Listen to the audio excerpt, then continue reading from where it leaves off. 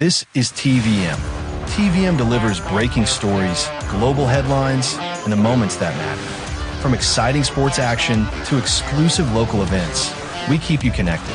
Celebrate our culture, people, and voices with powerful documentaries and inspiring stories. Experience premium entertainment, from trending music to urban lifestyle and beyond. Grow your spirit with life-changing messages and uplifting perspectives.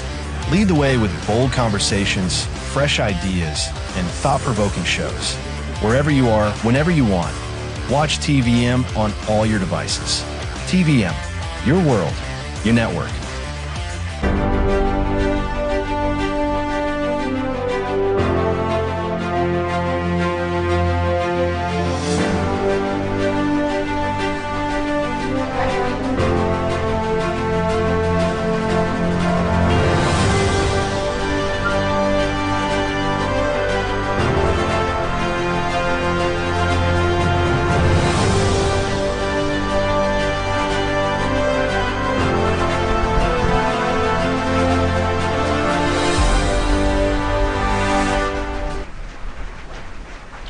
Hello, this is TVM's Metro Update.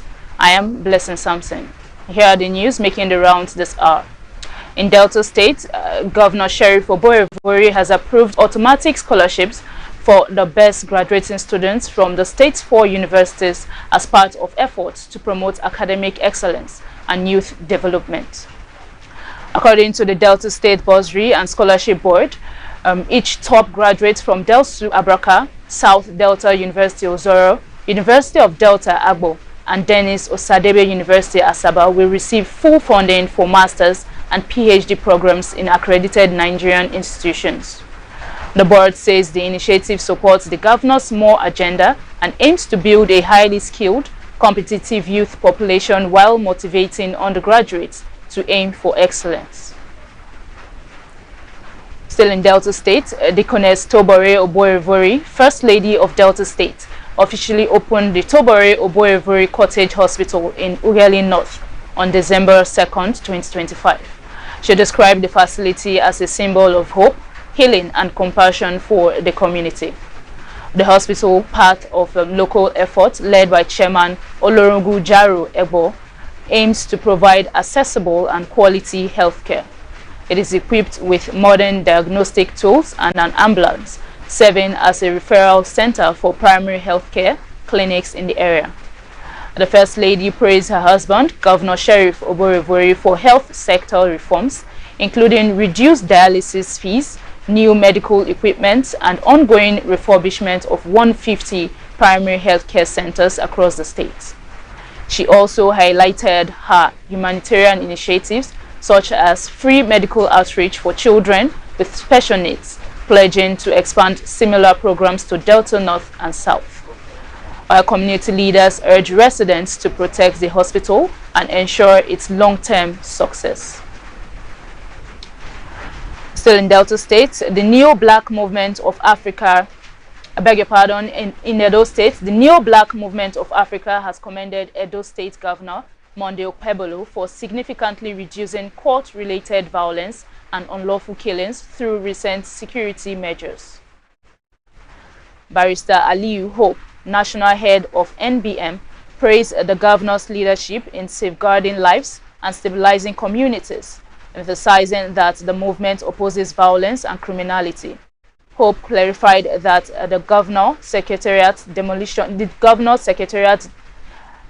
Hope clarified that the Edo Secretariat and confirmed the organization operates legally and transparently. He expressed NBM's readiness to collaborate with the state government and security agencies to promote peace, unity, and socio-economic development across Edo State. In other news, Edo State Governor Senator Monday Okpebholo has expressed the readiness of the state to host the next edition of the Niger Delta Sports Festival slated for February 2026. The governor, who welcomed the NDDC's proposal, pledged that Edo State would deliver a successful and memorable sports festival, saying the commission has chosen the right state. The governor stressed that the state has what it takes to win every sporting activity, as they have the athletes to do so. In his remarks, the NDC Managing Director, Chief Dr. Samuel Obuku, commended Governor Kwebolo's administration's strides, particularly in the area of sports and infrastructural development. He explained that the visit was to formally seek Edo State hosting of the forthcoming Niger Delta Games with the theme Beyond Oil, Harnessing Talents. Dr. Obuku stated that the festival, whose maiden edition was held earlier this year with over 3,000 athletes from the 9 Niger Delta states, was designed to strengthen regional integration using sports as unifying tool. The Edo State government is extending an invitation to investors, current and prospective, to have confidence in the state's investment climate. Deputy Governor Dennis Idahosa, who chairs the Edo State Boundary Committee, briefing journalists following a meeting with oil exploration companies, assured investors of the state's commitment to protecting their investments. He also disclosed that the meeting addressed key issues, including the state government's relentless commitment to resolving communal disputes, upgrading infrastructure, and enhancing security to support businesses thriving in Edo State. All the communities that are in the boundary line between Edo and Delta, where there are communal disputes, that we are doing everything within our power. Like Igbo said, we will use diplomatic and democratic ways to make sure that this is resolved. And for us in Edo, we are encouraging all the investors to come in and invest in Edo State. And these ways of doing business, in line with the economic drive of Executive Governor of our state, Single Senator Monday Okwewolo, is top-notch. I want to encourage all Edo citizens that His Excellency is doing so much in the area of infrastructure to give accessible road to major companies and communities, and also is ensuring that there is security of life and property across the state by investing aggressively in the area of security. So on that note, they were very pleased with the meeting, and they have assured us that we should come as well for on-the-spot assessment or inspection in area where they are currently doing business in Orion or local government of Edo State. So on this note, I want to use this opportunity to appeal and encourage all the investors, the multinational companies in Edo, that His Excellency the Single Senator Monday Okwewolo will do everything to protect their investments and also for them to do their job more effectively.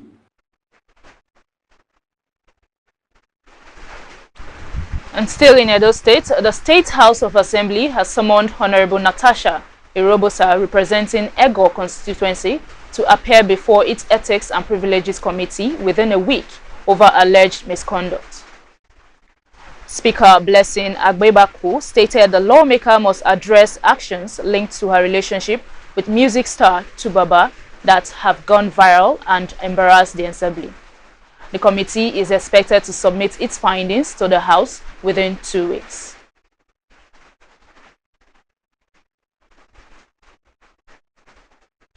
And now for some national stories. 70 years of service by women in the Nigerian police force was the focus of a special day at the force headquarters, where female officers took charge of all operations.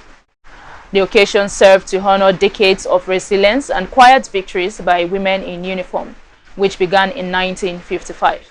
As the achievements of women pace setters were rolled out, the current officers pledged renewed commitment to serve their nation with dedication, courage, and unwavering strength.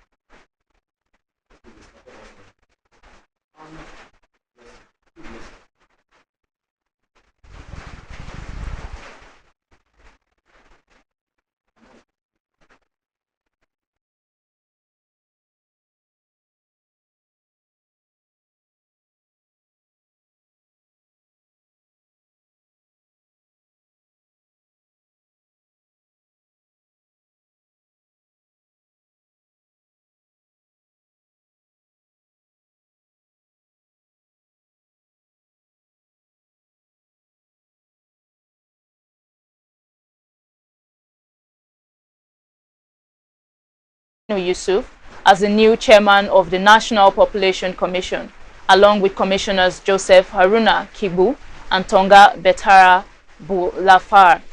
The brief ceremony took place during the opening of the Federal Executive Council meeting.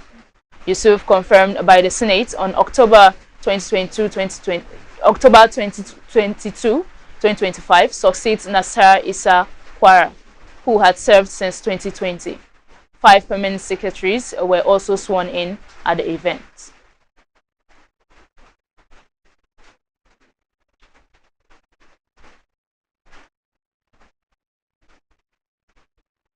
Security and in other aspects of development strike for Edo State government or what Edo government is doing in order to work infrastructural development in Edo State.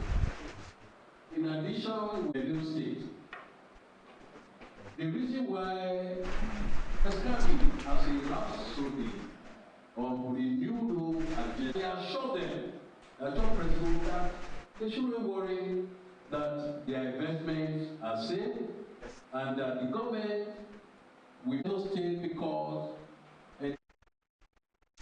Still on national stories, the Senate has passed for second reading a bill seeking to amend the Terrorism Act to clarify kidnapping and hostage-taking as acts of terrorism. Sponsored by Senate Leader Opeyemi Bamidele, the bill proposes the death penalty without the option of a fine or alternative sentence for offenders. Bamidele said the amendment aligns with the Senate's resolve to support the federal government in tackling insecurity, recalling a recent decision by lawmakers to adopt a stronger legal framework against kidnapping. He described kidnapping as a growing and highly commercialized crime that has disrupted communities and education nationwide. The bill has been referred to joint committees on judiciary, human rights and legal matters, interior, and national intelligence to report back in 2 weeks.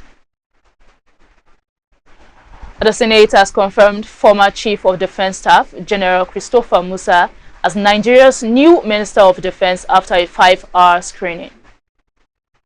His appointment follows nomination by President Bola Tinubu to replace Mohamed Badaru, who resigned due to ill health. Addressing rising insecurity, Musa vowed to investigate recent troop withdrawals, stop ransom payments, and use technology to track criminals.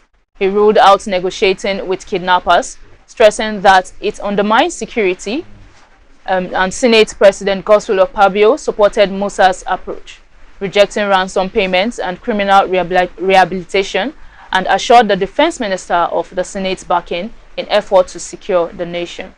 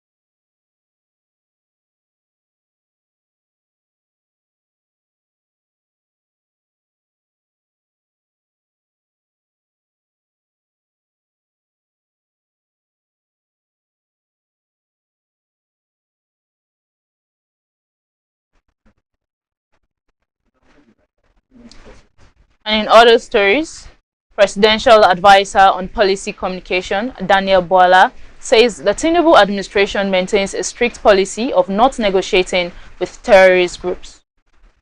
According to the report, Boala acknowledged that past governments engaged in negotiations under pressure to save lives, but said President Tinubu adopted a zero-tolerance stance because ransom payments end up funding terrorism.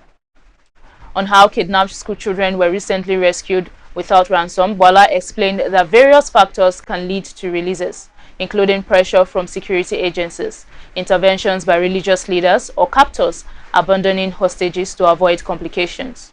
He added that in some cases, families or state governments may pay ransoms, but instead, the federal government neither pays nor will pay ransom to terrorists. 38 worshippers abducted in Kwara State have been reunited with their families in Eruku after a successful rescue operation coordinated by President Bola Tinubu, Governor Abdulrazak, and the Office of the National Security Advisor. The victims arrived in Eruku around 6:30 p.m. on Tuesday to an emotional welcome from relatives and community members.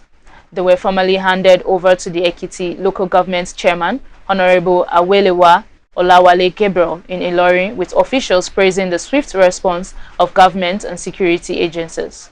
Honorable Awelewa thanks President Tinubu, Governor Abdulrazak, and NSA and all security operatives for their efforts, assuring residents that local authorities would continue to strengthen security across the 10 wards.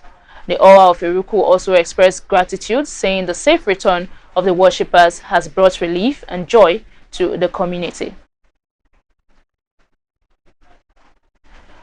In other stories, a midnight fire has killed 5 members of a family in Kofa, Sauri, Katsina. The blaze, which started around 3 a.m., destroyed the home of 35-year-old Mohammed Habibu, his wife Fatima, and their 3 children, leaving the community in grief. Residents suspect a power surge caused the fire, which spread rapidly while the family slept. While neighbors' efforts to put out the fire flames failed, and the fire service was reported to have arrived late, though officials said firefighters eventually extinguished the blaze. Local authorities, including SEMA, visited the scene, offered condolences, and advised residents to take safety precautions against recurring fire incidents. A TVM's Metro update returns after this quick break. Stay tuned.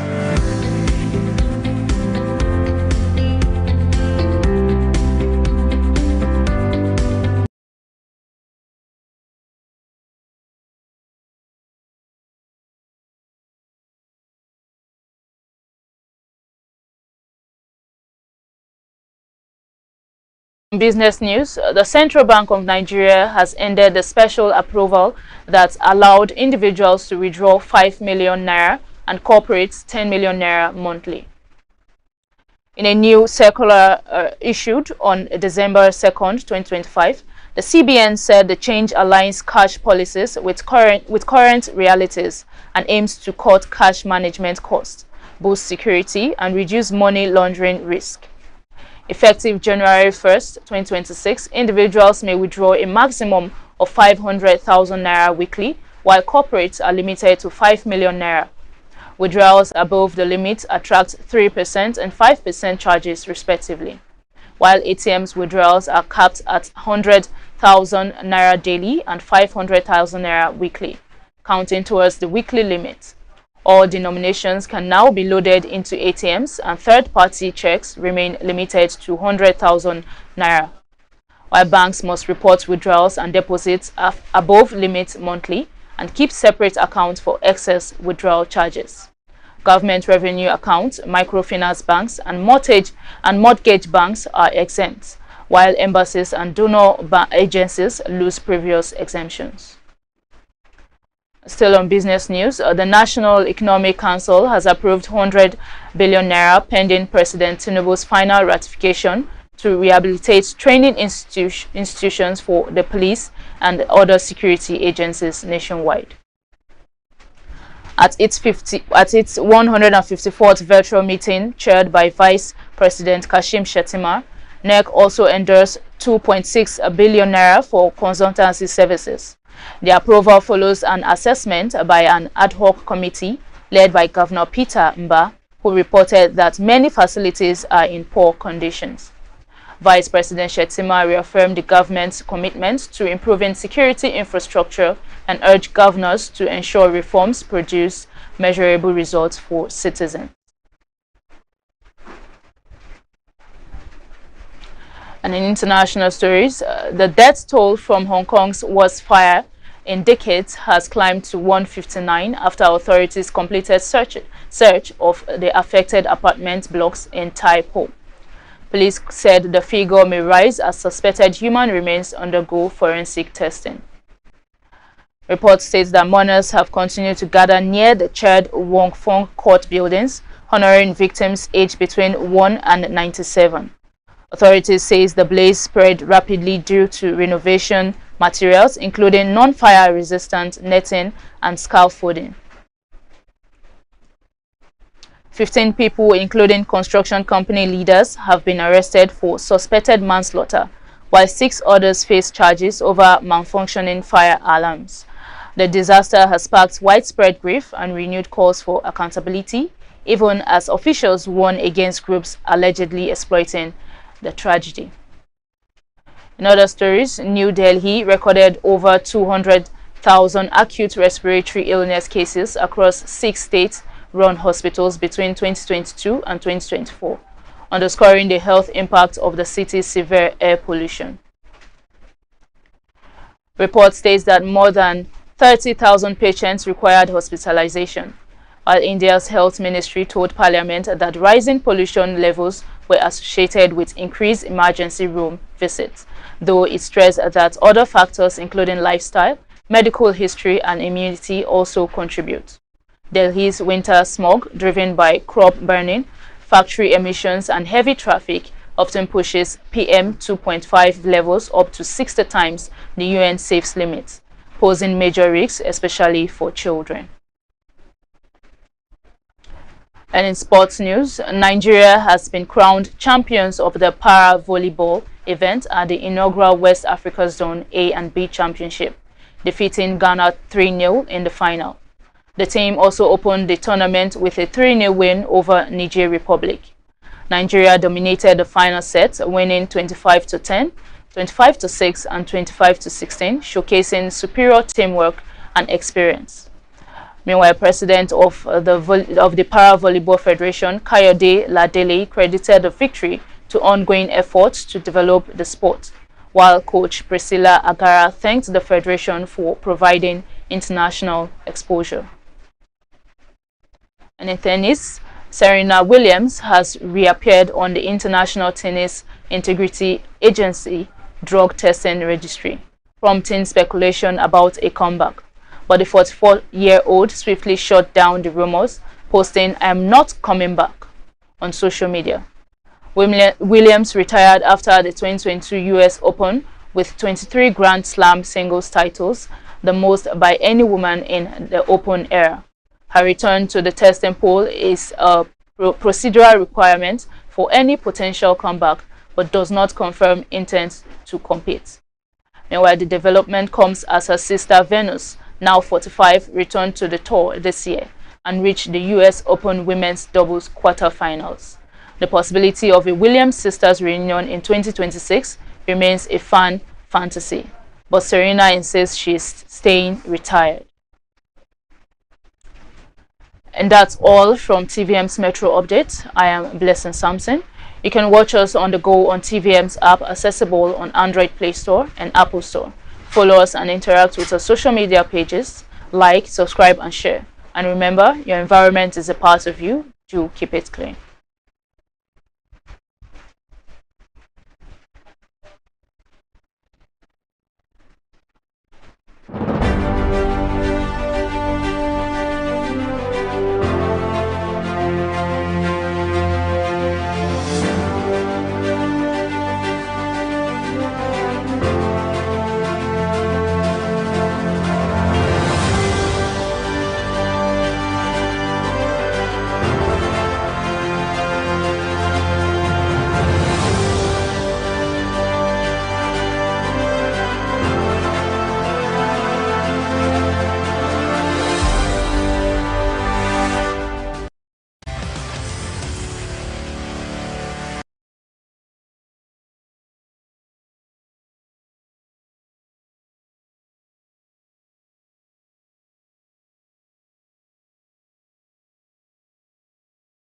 This is TVM. TVM delivers breaking stories, global headlines, and the moments that matter. From exciting sports action to exclusive local events, we keep you connected. Celebrate our culture, people, and voices with powerful documentaries and inspiring stories. Experience premium entertainment, from trending music to urban lifestyle and beyond. Grow your spirit with